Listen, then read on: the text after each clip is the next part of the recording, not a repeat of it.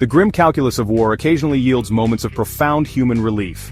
Over the past 2 days, Ukraine and Russia have engaged in significant prisoner exchanges, a rare flicker of diplomacy amidst the ongoing brutal conflict. On Friday, May 23, 2025, an initial swap saw 390 individuals from each side return to their homelands. This was swiftly followed by another exchange on Saturday, May 24, 2025, where an additional 307 prisoners from both Ukraine and Russia were repatriated.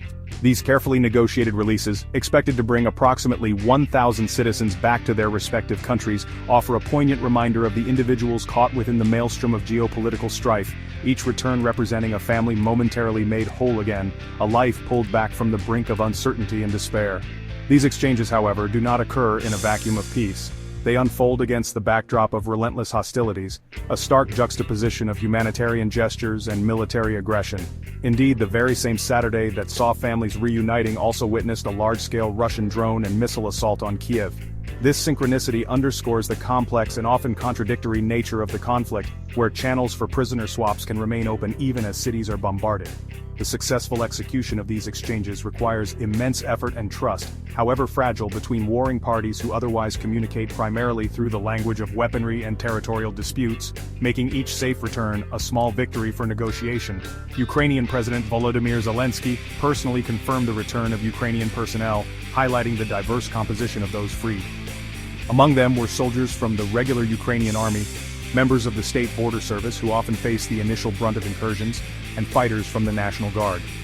For these individuals, the return signifies an end to captivity, a period likely marked by hardship and fear. For their families, it is the culmination of anxious waiting, a moment of intense emotional release.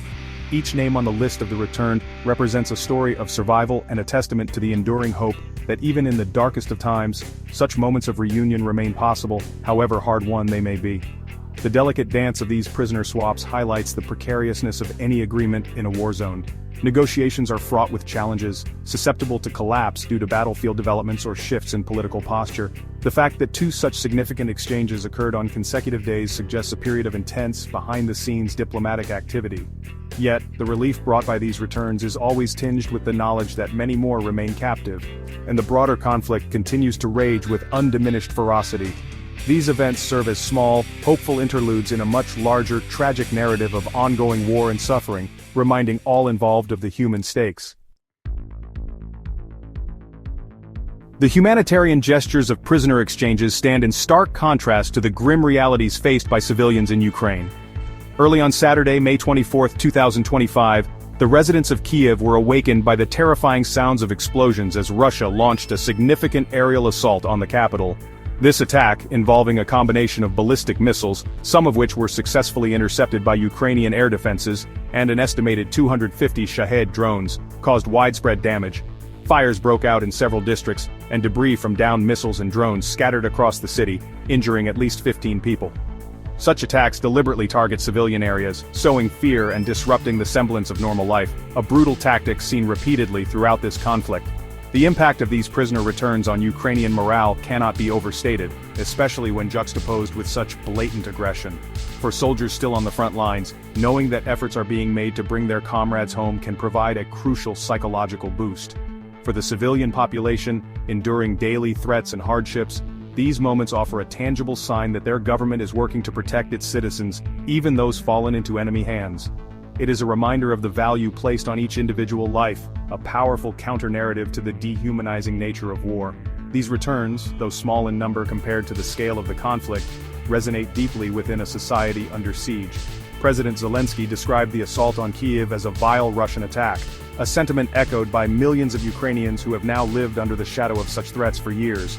The sheer scale of the drone deployment, numbering 250, indicates a determined effort to overwhelm air defense systems and inflict maximum disruption. The use of ballistic missiles adds another layer of terror, given their speed and destructive power. The injuries to civilians and the damage to infrastructure serve as a brutal reminder that despite any diplomatic overtures like prisoner swaps, the Kremlin's military objectives continue to prioritize the subjugation of Ukraine through force, with little regard for human life. Yet, amidst the destruction and fear, the resilience of the Ukrainian people and their defense forces remains a defining characteristic of this war. Emergency services responded swiftly to the aftermath of the Kyiv attack, battling fires and aiding the injured. Ordinary citizens, though shaken, continue to demonstrate an extraordinary capacity to adapt and endure. This unwavering spirit, buttressed by moments of hope like the return of prisoners, fuels the nation's continued resistance. The attacks, while devastating, also serve to strengthen the resolve of many Ukrainians to defend their sovereignty and freedom against an aggressor that seeks to extinguish their national identity through relentless violence. In the immediate aftermath of the assault on Kiev, President Volodymyr Zelensky was unequivocal in his condemnation. He labeled the bombardment a vile Russian attack, a clear and direct denunciation of Moscow's actions. He also took the opportunity to express gratitude towards international partners assisting Ukraine with air defense capabilities. Zelensky emphasized a critical point: delivering air defense systems to us means real protection for people. This statement underscores the urgent and ongoing need for sophisticated weaponry to counter Russia's aerial threat, framing it not just as a military requirement, but as a fundamental humanitarian necessity to save civilian lives from indiscriminate attacks. President Zelensky's response extended beyond mere condemnation. It was a passionate plea for a more robust international reaction. He called for a strong response from the United States, from Europe, and from everyone in the world who wants this war to end. This appeal reflects Ukraine's position that only sustained and increased pressure on Russia can bring an end to the conflict. Zelensky accused Russian President Vladimir Putin of intransigence, stating that Putin refuses to cease fire, an action that gains him nothing, except taking lives every single day. This highlights the Ukrainian leadership's perception of Russia as the primary obstacle to peace, unwilling to engage in meaningful de-escalation. Adding a deeply disturbing dimension to the conflict are the increasingly vocal allegations of severe war crimes committed by Russian forces.